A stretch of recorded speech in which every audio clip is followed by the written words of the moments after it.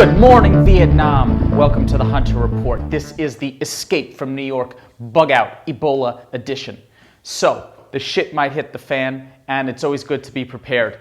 For those of you who were in New York during 9/11, you know that all the bridges were shut down. It's always good to be prepared in case of any possible scenario. The most important part of your preparation is situational awareness and knowing exactly what your escape and exit strategy is for New York City. If you're on the island of Manhattan, you know that during 9/11 all bridges and tunnels were shut down. So your best bet of actually getting off the island would be to head north, where there's less population density and a possibility of escaping over the George Washington Bridge and some of the other minor bridges.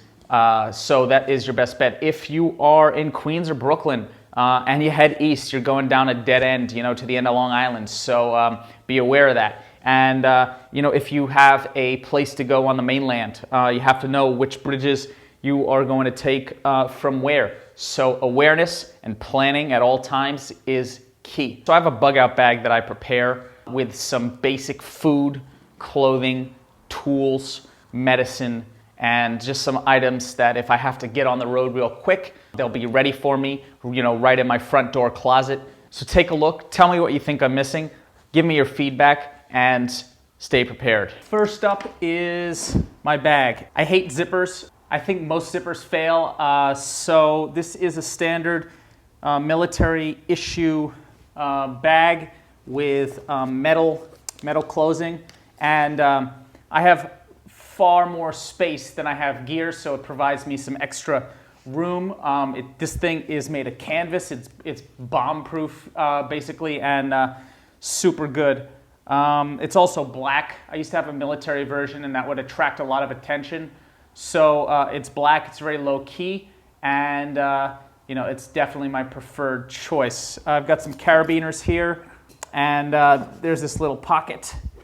All right, so this is my tool section. My big honkin' knife is the SE4, full tang construction, so you can split logs. This is a nice hefty knife. You can use the pommel here to hammer stuff. And I have a review of this, so check that out. As a secondary knife, I've got a buck knife, folding knife. Had this thing for 10 years, no complaints, and just a solid folding knife. I also have a Leatherman with pliers, multi-tool, and it's got some scissors. It's got a blade on it and a wine bottle opener. And it's always nice if you have a bottle of wine. It can take your mind off of the stuff that you're going through and serve. It can serve strategic purposes to befriend somebody. So that's always good to have. I've got this little sharpening sort of stone here from diamond sharpening, and just make sure to get something that's like a coarse grain. If you get something that's too fine, that might not serve your purposes. So just super lightweight sharpening. I've got a Bic lighter. Don't leave home without one. Fire starting, cigarette lighting, burning paracord. So this is survival number one. For secondary flame, I've got this Bear Grylls paraceum rod multi-tool. It has that. It has a compartment to hold cotton, keep it dry, and a whistle, very high-pitched whistle. So this belongs here. I've got a light, and it takes a single AA battery. So that's a good thing to have.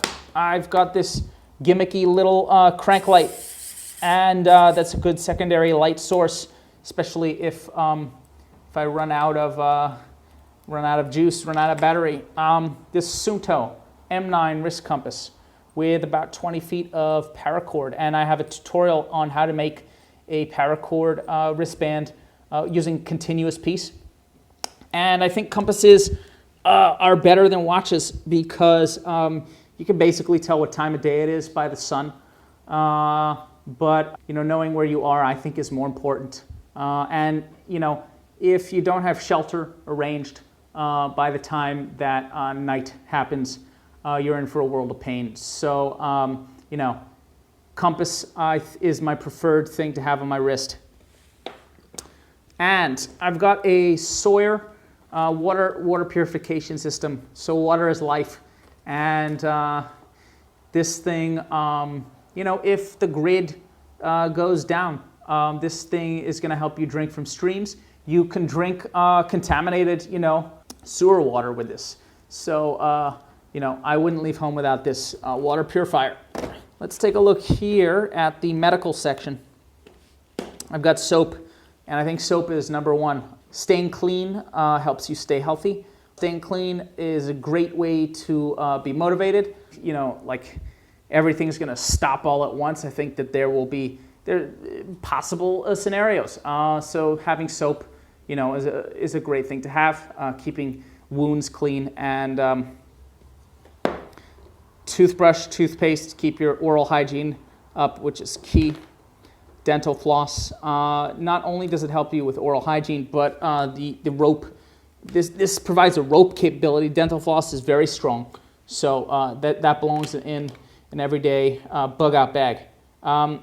In this age of Ebola, I'm normally not a hypochondriac, but in this age of Ebola, I think hand sanitizer is a lifesaver, and this Ebola crisis is nowhere near extinguished. So, you know, that's part of my kit. And this is drugs, namely Advil and Tylenol for pain reduction, swelling reduction, fever reduction. And I have this little pill case in here, which has matches and a striking pad. Multi-use, every piece of space is maximized. That was an aluminum pill case. And now this is what I call the information section here. So pen, pencil, I have two different kinds of writing.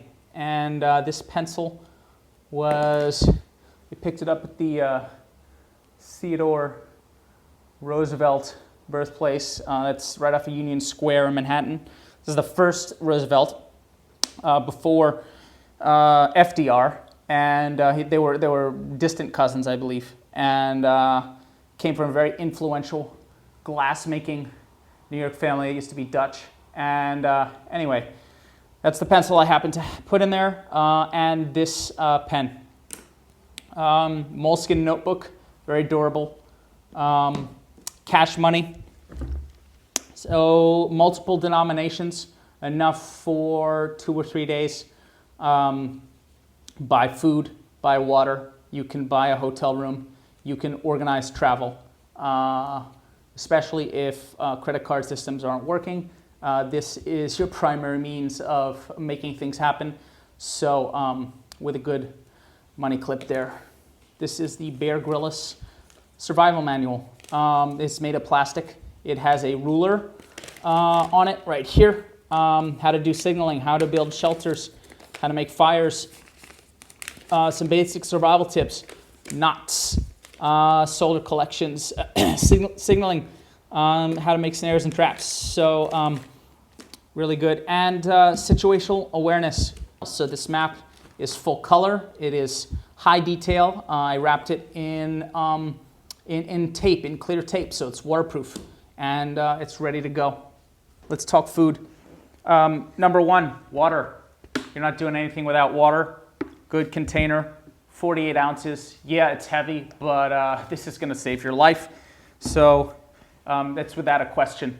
Food, 1.5 pound SOS ration kit. I could stretch this for weeks if I had to. And you know, it's the highest calories, nutrition per pound, so it's a great option. For some luxury items, mac and cheese, don't leave home without it. Tuna fish in a can, get some protein, get some oils. If you had nothing else, I would recommend vitamin C. With just carbohydrates, your body is going to start, you know, feeling the pain. So vitamin C and carbohydrates, you know, you're going to go a long way. So I've got a 10-pack of vitamin C. We'll supplement any kind of diet you're on and keep you healthy and in top form. And I've got a little fruit cup. So that's food. Sort of these extras right here. I've got a stainless steel cup, and I got this at the 99-cent store. You can boil water with this, so that's the number one purpose, but it also is just and you can cook food in this too. I can cook my mac and cheese right here. I've also got this small little silicone kind of cup thing, and it's just another nice cup. This is just a super small towel, super useful, super compressible, dries out very quickly. This is a metal case, aluminum case to hold stuff, and I keep 2 tubes of chapstick in there. They're good for lips. My lips tend to dry out a lot, and good for fire and just various lubrication purposes. Let's talk clothing and shelter. I've got in here a super heavyweight down jacket. Now, down, yes, gets wet. Down loses its loft. But since this is the Northeast, it is my preferred means of staying warm. Yes, the assumption is that I will have shelter, the ability to dry off the down over a fire, and that can always be adjusted. I have a sleeping bag here, which isn't down. It is a artificial sleeping bag.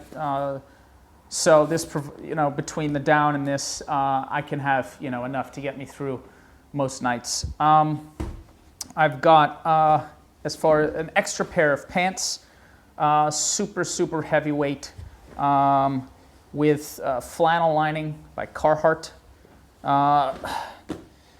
I've got a pair of long johns, so that's a good change of clothing. I've got a t-shirt, I've got long socks, short socks, third pair of hiking socks, hiking boots,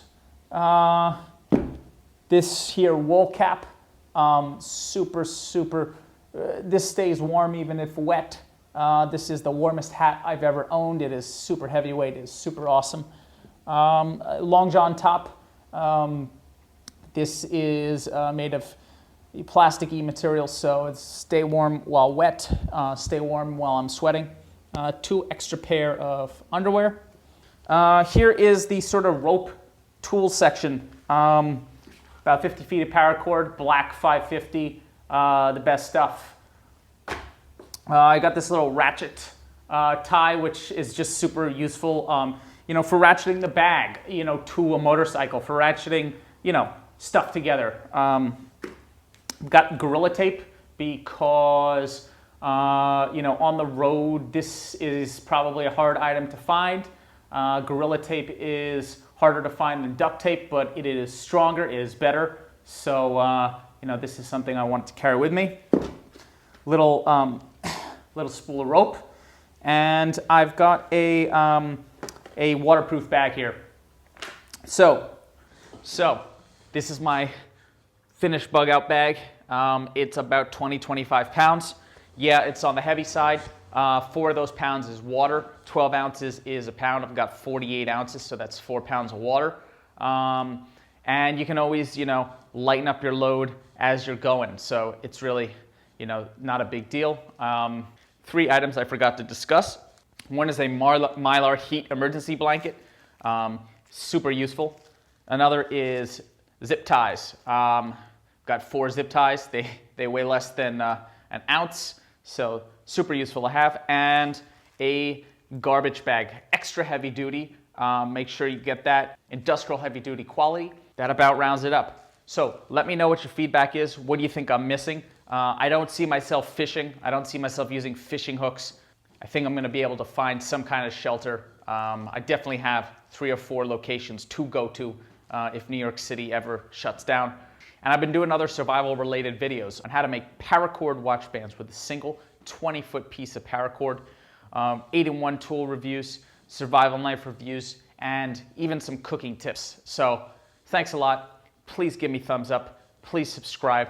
Give me your feedback. Hit me up. I'm here to respond to your comments. This is the Hunter Report. Stay prepared, don't look like a fool, save the day.